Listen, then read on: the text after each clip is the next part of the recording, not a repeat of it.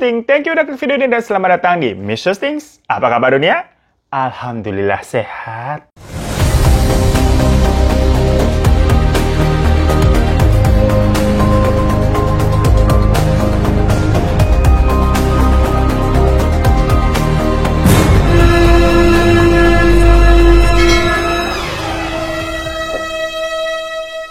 Gengs, hari ini kita akan menceritakan sebuah kasus yang benar-benar berbeda banget nih dengan kasus-kasus Mr. Stings lain yang pernah kita bawakan. Dimana di sini penuh hikmah dan pembelajaran yang benar-benar gue nih merasa kayak tertampar begitu. Macam nonton ini, sinetron hidayah. Dimana keikhlasan dan kata maaf itu adalah dua kata sakti untuk membuat hidup ini menjadi lebih tenang dan mencapai kunci surga. Wah, kalian siap-siap deh gemeter denger kisah yang bakal bikin terenyuh nih, gue jamin nih. Buat kalian lagi pada marah atau menyimpan dendam kepada seseorang, mungkin sama mantan pacar atau sama temen, sama keluarga, siapa aja deh. Coba nonton sampai habis ya. Dimana di sini ada kisah dari seorang pemimpin madrasah bernama Abdul Munim Sombat Jitmoun. Yang bener-bener ini tuh ya definisi orang paling berlapang dada sedunia menurut gua. Karena dia sampai bisa memaafkan pembunuh anaknya ini dengan hati yang tenang. Sampai-sampai sang pelakunya itu juga kayak apa ya, tertampar sendiri semacam langsung kayak mau tobat. Hebat banget ini dah. Jadi Pak Abdul Munim Sombat Jitmoun atau yang sering dipanggil dengan Mr. Sombat ini tuh berasal dari negara Thailand.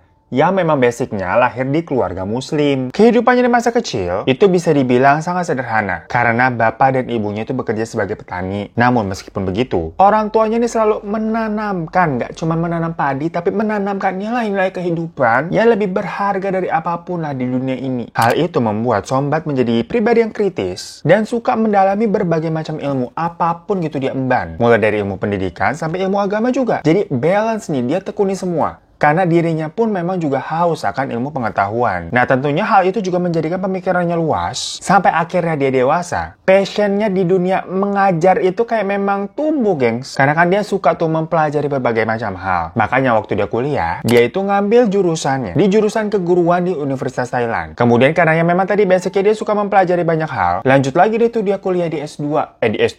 Lanjut kuliah S2 di Amerika. Tepatnya di Universitas Missouri. Nah, waktu lagi kuliah di Amerika sono tuh, dia ketemu nih sama jodoh dunia akhiratnya bernama Linda Kolokonis. Mohon maaf, kita agak kedinginan, boleh pakai ini dulu ya, apa, selimut begitu. Nggak kuat kita mau udah jompo jam segini mah kedinginan mulu. AC 25 juga udah menggigil kita. Nah, pokoknya Linda itu tuh disebutkan sebagai wanita yang soleh, nggak neko-neko, hidupnya lempeng aja gitu, nggak punya apa ya, hal-hal aneh gitu nggak ada, baik banget. Definisi sosok istri yang tepat lah buat Pak Sombat tadi. Ya namanya juga udah jodoh kali ya. Mereka emang saling demen tuh, yang ujung-ujungnya menikah. Sampai-sampai dari pernikahannya itu, mereka dikaruniai 6 orang anak yang semuanya laki-laki nih, 6-6-nya. Bisa begitu ya, berarti gen laki-laki ini kuat banget sampai 6. Ya udah, dari situ kehidupan dari keluarga Pak Sombat bisa dikatakan adem-adem aja. Mereka menetap tuh di Amerika sana, tepatnya di kota Lexington, karena akhirnya Pak Sombat ini memang semacam mendirikan sekolahan yang berlandaskan kurikulum ajaran Islam. Ya mungkin kalau di sini ibarat kata bilangnya apa ya, madrasah. Makanya di berita-berita ditulisnya juga gitu tuh, kepala madrasah Pak Sombat. Karena tadi sekolahnya berbasis agama Islam persis madrasah udah ya. Jadi udah jelas nih alurnya. Dari awal dirinya memang haus akan ilmu pengetahuan, dididik sama orang tua yang beragama, yang akhirnya mendirikan sekolah berbasis ajaran-ajaran dari agama Islam gitu. Bagus banget gitu jalan hidupnya ya. Yang akhirnya makin lama makin besar tuh sekolahnya. Sampai kurang lebih memang sekitar 30 tahun. Pak Sombat bergelut di dunia pendidikan. Yang awalnya punya satu sekolah aja, bangun lagi kesebar sampai di berbagai tempat di Amerika. Pokoknya dia total sampai punya 7 sekolah, gengs. Dan yang namanya orang baik ya, katanya kan sering dikasih cobaan buat naik kelas, naik tingkat gitu. Dan orang baik juga katanya cepet gitu dipanggil sama Yang Maha Kuasa ya. Karena di tahun 2013, istri dari Pak Sombat, Bu Linda tadi, meninggal dunia, gengs, karena memang sakit-sakitan. Walaupun pasti hati dari Pak Sombat nih hancur dan sedih banget. Ditinggal pasangan hidup ya. Makanya kan tadi gue bilang jodoh dunia akhirat tuh, ditinggal sampai benar-benar meninggal. Tapi Pak Sombat nih tahu di dunia ini memang tidak ada yang kekal dan abadi, gengs. Jadinya dia nih mengikhlaskan kepergian dari sang istri dan terus mendoakannya. Hingga nanti insya Allah mereka akan ketemu kembali di sorga. Ya, Masya Allah ya katanya begitu tuh. Namun balik lagi nih ke pernyataan tadi gue di awal. Orang baik katanya terus dikasih cobaan. Karena 2 tahun setelah kepergian sang istri, Pak Sombat mendapatkan sebuah kabar yang sebenarnya nggak pernah dia sangka-sangka sama sekali. Kalau Bu Linda pada saat itu kan kejadiannya memang keadaannya sakit-sakitannya. Yang setidaknya Pak Sombat ada kepikiran dan mempersiapkan diri kalau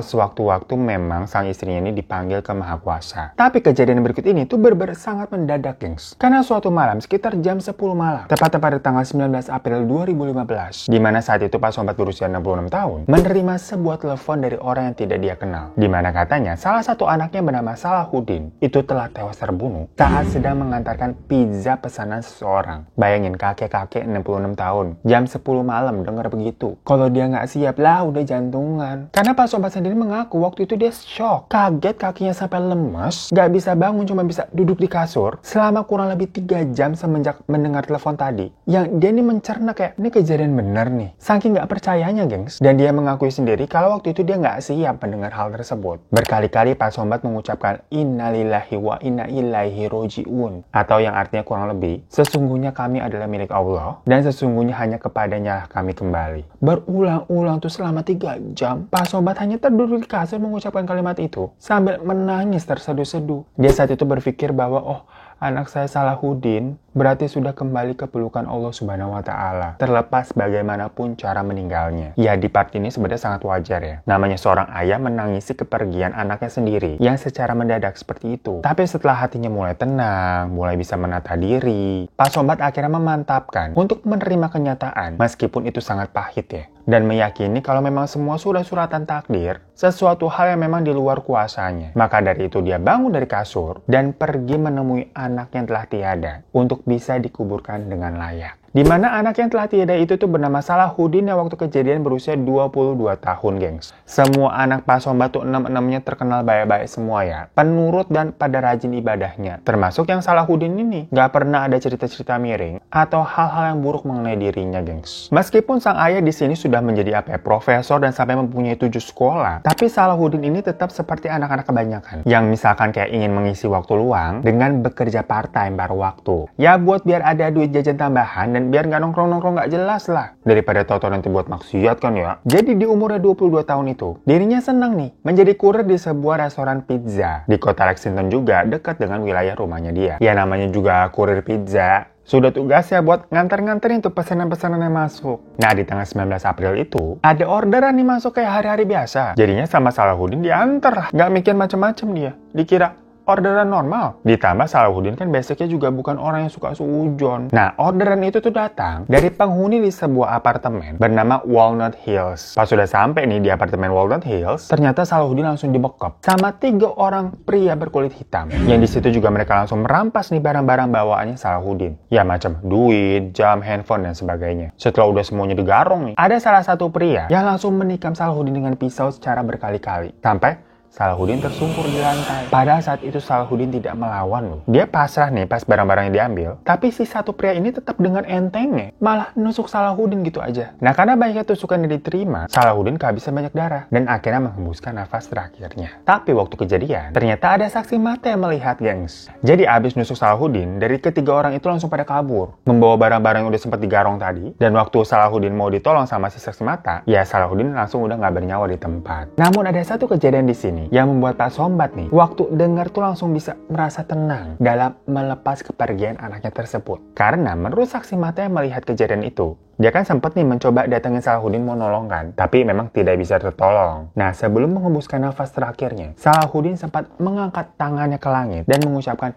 asyhadu alla ilaha illallah. Yang artinya saya bersaksi bahwa tiada Tuhan selain Allah. Habis itu dia meninggal, gengs. Merinding ya dengernya. Dan akhirnya si saksi mata itulah yang menelepon Pak Sombat tuh malam-malam tadi. Karena dia memang menemukan kartu nama dan nomor telepon dari sang ayah di kantong celananya Salahuddin. Nah dari kejadian ini nih, kebetulan semenjak tahun berapa ya? Tahun 2013, itu banyak gerakan dan kejadian-kejadian menggunakan hashtag Black Lives Matter. Ya karena kan waktu itu banyak banget ya kasus-kasus yang rasisme, SARA, hal-hal yang terjadi yang menuju ke kriminal. Nah, kebetulan kasus Salahuddin ini kan terjadi di tahun 2015. Gerakan itu juga masih gencar tuh. Cuma bedanya di sini berarti pelakunya itu kan orang berkulit hitam dan korbannya orang yang bisa dibilang minoritas agama Islam di Amerika. Jadi di sini ada hal-hal yang berbau rasisme dan sara yang terjadi di awal-awal kasus ini nih. Jadi banyak orang yang menduga apakah hal ini ada kaitannya dengan kedua tadi itu tersebut, sara sama rasis, pada takut. Apalagi bagi kelompok minoritas orang Islam di sana. Apakah orang kulit hitam ini memang sengaja membunuh orang-orang Muslim? Kan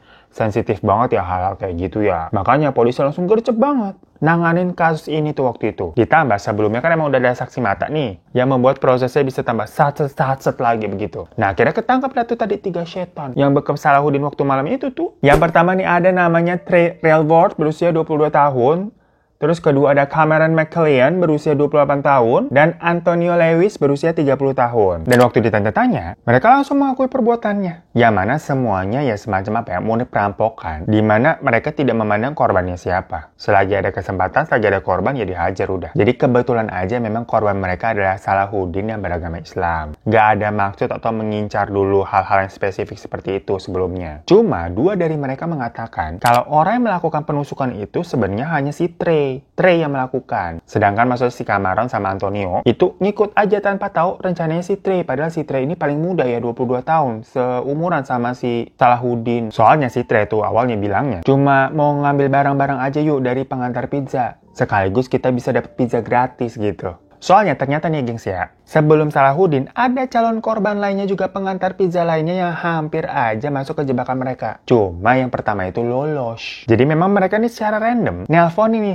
restoran pizza yang bisa delivery ke tempat mereka. Nah, tukang pizza yang pertama itu sempat datang. Tapi waktu itu mereka bertiga masih kayak ada adegan ngeroyokin dulu gitu kan, kayak malak-malakin lama lah. Kurang gercep. Jadinya si pengantar pizza itu sempat kabur waktu ada kesempatan. Nah, karena gagal berarti yang di percobaan pertama, mereka nyoba lagi order pizza yang kebetulan pizza lain itu adalah tempat si Salahuddin kerja. Makanya waktu Salahuddin sampai, itu udah nggak pakai basa-basi, langsung dibekap dan dieksekusi. Habis itu mereka kabur, yang kejadian kayak cepet gitu loh gengs. Yang mana otak dari semua itu si Trey nih katanya nih. Sementara 2 temannya hanya disuruh ikut buat jagain aja kalau ada apa-apa. Sekalian buat geretak kan, namanya korban 1 biji lawan 3 biji. Nah, sampai saat mereka kabur pun si Trey katanya masih sempat-sempatnya tuh menikmati pizza gratisan yang dia ambil tanpa rasa bersalah atau deg-degan sebelumnya telah menusuk orang nih pengantar pizzanya. Lah 2 temannya lain yang gemeteran boro-boro makan kagak nafsu. Mereka nggak nyangka si Trey bisa berbuat demikian karena hal itu bisa dibilang di luar skenario. Jadi bisa digambarkan berarti si Trey ini kan emang edan ya, berdarah dingin gitu kayaknya. Nah, karena keterangan tersebut, jadinya ada beberapa hal yang diputuskan oleh pengadilan nih dirilis. Yang pertama, kasus ini tuh dinyatakan tidak ada unsur rasisme ataupun sara, khususnya agama ya. Karena ya memang pelaku ini secara random aja mencari korban yang bisa mereka rampok lah istilahnya. Dan yang kedua, satu-satunya pelaku yang dinyatakan bersalah di sini itu adalah si Trey yang sampai diancam hukuman mati. Sementara 2 teman lainnya itu ya dinyatakan bersalah juga. Cuma hukumannya ringan, hanya diwajibkan lapor aja. Jadi kayak wajib lapor. Jomplang banget ya kalau dilihat-lihat ya. Yang intinya 2 temannya itu tetap dijerat hukuman wajib lapor karena dianggap membantu si Trey dalam melaksanakan aksinya. Ya namun walaupun hukumannya kayak kok cuma wajib lapor sih, tapi persidangan ini tuh jalannya tuh lama bener. Sampai kira-kira ada 2,5 tahunan kali. Jadi selama periode itu 2 orang ini ya itu nggak bisa kemana-mana. Karena memang mereka diwajibkan untuk wajib lapor. Mereka juga harus menghadiri sidang yang digelar. Ya tapi masih mending ya daripada si Trey yang berarti dia tuh menghabiskan waktunya di dalam penjara terus. Nah, singkat cerita, setelah 2,5 tahun berjalan, sampai di tanggal 7 November tahun 2017, saat hakim nih udah ingin membacakan vonis, mau ketok palu hukuman yang diberikan kepada si Trey, yang orang-orang sudah menduga itu kayaknya akan hukuman mati diketok palu ya. Pak Sombat nih tiba-tiba meminta untuk berbicara di depan pengadilan. Di situ, Pak Sombat bertanya kepada Trey, "Trey, apakah kamu sudah mengakui perbuatanmu? Bahwa kamu telah menghabisi nyawa Salahuddin? Apakah benar begitu?" Di situ, Trey hanya mengangguk aja. Maksudnya, iya, saya melakukannya. Oke, kalau begitu kata si Pak Sombat. Jika Salahuddin saat ini masih hidup dan ada di ruang persidangan ini, melihat kamu yang telah menghilangkan nyawanya, seandainya saja Salahuddin masih ada, dia akan memaafkanmu, Trey. Karena memang begitulah sifatnya. Begitulah Salahuddin yang saya kenal sebagai anak saya, di mana dia pemaaf dan tidak pernah dendam akan apapun. Trey, saya sebagai ayah Salahuddin tidak menyalahkanmu atas kejahatan yang kamu perbuat. Saya tidak juga marah terhadapmu, meskipun memang kamu telah menyakiti anak saya. Tetapi saya marah terhadap syaitan. Saya marah karena syaitan telah membawamu ke jalan yang salah. Syaitan telah menuntunmu melakukan suatu tindak kriminal yang sangat buruk. Saya tidak marah terhadapmu, enggak. Saya ingin kamu tahu akan hal ini. Pokoknya kalian harus dengar sendiri deh. Cara bicaranya Pak Sombat dengan tutur kata yang lembut, tenang, dan bikin merinding nih. Gue liatin videonya deh. I'm not angry at you for being part of hurting my son. I'm angry at the devil. I blame the devil who misguiding you and misleading you to do such a horrible crime. I forgive you on behalf of Slavi and his mother. Forgiveness is the greatest gift or charity in Islam.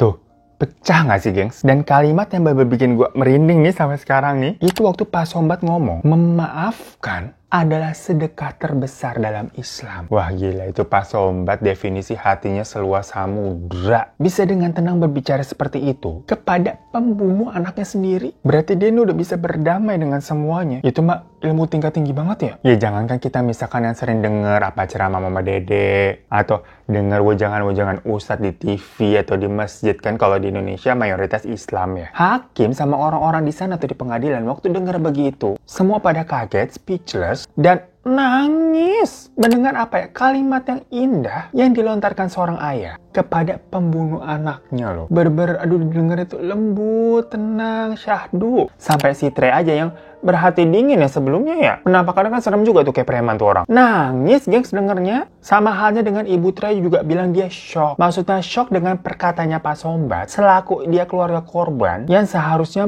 marah gitu biasanya ya. Tapi ini malah menenangkan. Yang seolah-olah kayak ibunya Trey aja merasa nggak pantas mendapatkan perkataan selembut dan seindah itu atas perbuatan anaknya sendiri. Dia sangat meminta maaf atas apa yang telah dilakukan anaknya tuh si Trey. Yang pasti apa ya, perbuatannya nggak bisa mengembalikan keadaan ya, nyawa orang nggak bisa dikembaliin. Di situ sang ibu juga bilang kalau sebenarnya keluarga ini udah lepas tangan terhadap si Trey, karena si Trey dari SMP itu udah ngobat geng. Jadi emang udah badung, udah hancur nih anaknya, udah fix deh. Cuma sang ibu juga nggak habis pikir, kok kebadungan anaknya ini bisa sampai next level banget ngilangin nyawa orang gitu, keterlaluan. Kalau buat dirinya sendiri rusak lah, yaudah terserah deh, tapi jangan ngerugiin orang. Nah pokoknya setelah tadi Pak Sombat udah ngomong, Ibu Trey-nya juga ngomong, terakhir giliran Trey yang dipersilahkan buat ngomong. Di situ suaranya Trey udah begeter nih kayak kita dari tadi. Yang di awal dikiranya dia akan mendapatkan apa ya, makian atau sumpah serapah, ibarat kata air panas diguyur gitu ke mukanya ya. Tapi ternyata dia mendapatkan kalimat-kalimat yang berasa apa ya, air dingin yang sejuk nyiprat gitu ke mukanya. Di sini tuh kayak yang ngelihat batu yang bisa hancur dan luluh juga pada akhirnya gengs. Karena Trey menangis terseduh-seduh sambil meminta maaf karena dia telah melakukan kejahatan terhadap Salahuddin. Dia pun tidak menyangka kalau Pak Sombat selaku ayah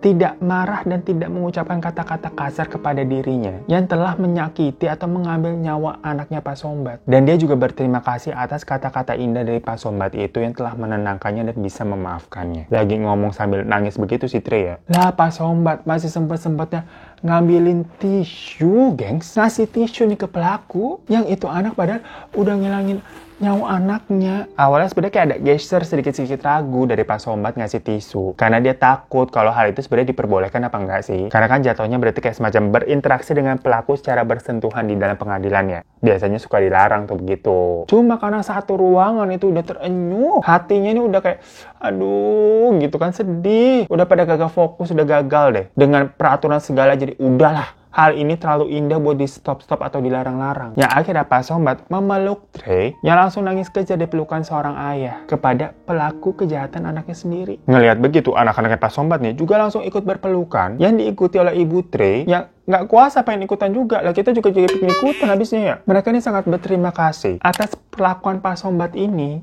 yang kayak apa ya, lu orang baik banget sih gitu loh. Satu ruangan berasa nonton drakor, geng. Nangis semuanya. Termasuk gua waktu nonton adegan itu pertama kali. Itu masalah bukan adegan film loh. Beneran nyata begitu emang kejadiannya. Nah karena momen indah itu, dilihat juga Trey tulus ya mengakui perbuatannya dan merasa bersalah, minta maaf. Sepertinya dia juga udah mau bertobat. Ditambah memang ada penerimaan maaf dari sang ayah korbannya ini. Hari itu kan sebenarnya tadi mau bacain vonis hukuman. Mau ketok palu lu hukum mati gitu. Tapi hakim yang nggak kuasa. Maksudnya melihat kejadian itu ya, hakim berkuasa tapi nggak kuasa ngelihat kejadian yang aduh mengharukan begitu, langsung mengganti hukumannya dengan hukuman 31 tahun penjara. Ya cukup jauh ya kortingannya walaupun masih 31 tahun lama. Cuman daripada hukuman mati ataupun hukuman seumur hidup, karena memang itu dibilang semacam hukuman paling ringan yang mau nggak mau harus diberikan. Mengingat ini tuh kasus pembunuhan ya. Tapi abis itu Trey diperbolehkan untuk mengajukan banding setelah 10 tahun penjara. Jadi mungkin kalau Trey ini bertobat abis 10 tahun dia bisa bebas. Yang jelas pokoknya 31 tahun itu hukuman teringan lah yang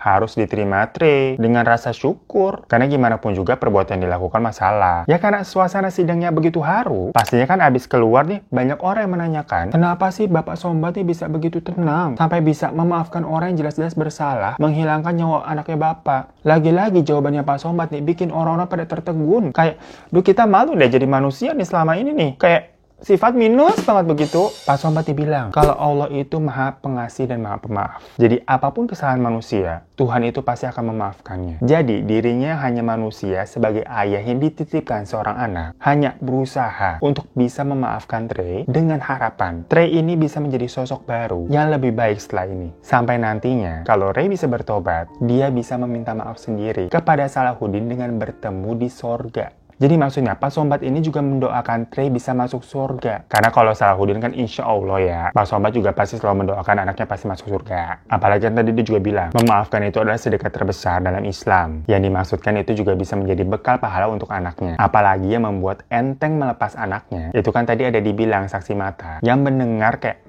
ngelihat si Salahuddin berucap asyhadu alla ilaha illallah gengs sebelum akhirnya menghembuskan nafas terakhirnya. Ya kalau dalam Islam kalimat tersebut sangat penting ya untuk diucapkan misalkan orang mau meninggal dunia sakaratul maut gitu. Nah di sini konteksnya si Trey ini kan memang jelas-jelas bersalah kalau dia ini yang melakukan kejahatan. Kalau dia ini nggak tobat pastilah dia masuk neraka dong fix. Nah Pak Sombat nggak mau. Dia mau kalau Trey memang merasa bersalah mau meminta maaf ya langsunglah minta maaf ke Salahuddin anaknya. Kan dia telah melakukan kejahatannya ke Salahuddin. Ketemuanlah kalian di sorga. Jangan sampai si Trey masuk neraka, nanti dia nggak ketemu Salahuddin di sorga. Gila ya, gue nggak pernah kepikiran ada pemikiran yang seperti itu loh, gengs. Bukannya ini orang mau balas dendam, terus nyumpain pelaku, lu bakar lo di neraka lo, biasa begitu ya. Ini enggak, malah didoain semoga kamu masuk surga nanti bisa berbincang-bincang sama anak saya lah di sana lah. Minta maaf di sono lo di sono. Kalau orang pinter beda ya, emosinya nggak setipis ini nih, tisu curahan. So gengs, itulah sebuah kisah dengan ending yang apa ya, kayak menunjukkan hati gitu. Kayak diguyur kita dengan nilai-nilai dan hal-hal yang menampar gitu mengenai ilmu ikhlas dan memaafkan gitu dari Pak Sombat. Nah biar sekalian kan tadi diguyur katanya biar basah sekalian dah ya. Ada kalimat lagi nih dari Pak Sombat yang gak kalah kerennya. Sewaktu dia lagi melakukan sesi wawancara. Karena kan semua orang yang waktu menonton rekaman yang terjadi di pengadilan tadi menganggap Pak Sombat ini kok bisa tenang ya berbicara seperti itu. Tapi akhirnya dia bercerita kalau ya dia juga manusia biasa yang awalnya merasa shock dan sedih, terpukul banget mendengar kabar mengenai Salahuddin. Makanya kan waktu malam dia ditelepon, dia nggak langsung pergi, melainkan nangis duduk di kasur 3 jam. Pak Sombat bilang semuanya nih awalnya nggak ada yang mudah. Dia tidak mudah menerima itu. Tapi dia mengingat satu hal di mana dia itu memegang prinsip untuk menjalani hidup secara syahadat atau akidah agama Islam. Pokoknya apa yang dikatakan Allah dalam Al-Quran, ya udah dia jalani aja tanpa mengeluh. Dan dia mengetahui satu hal nih, kalau yang diajarkan di dalam Islam, kita sebagai manusia harus baik kepada sesama dan memberi maaf kepada siapapun, sekalipun itu adalah orang yang paling menyakiti kita.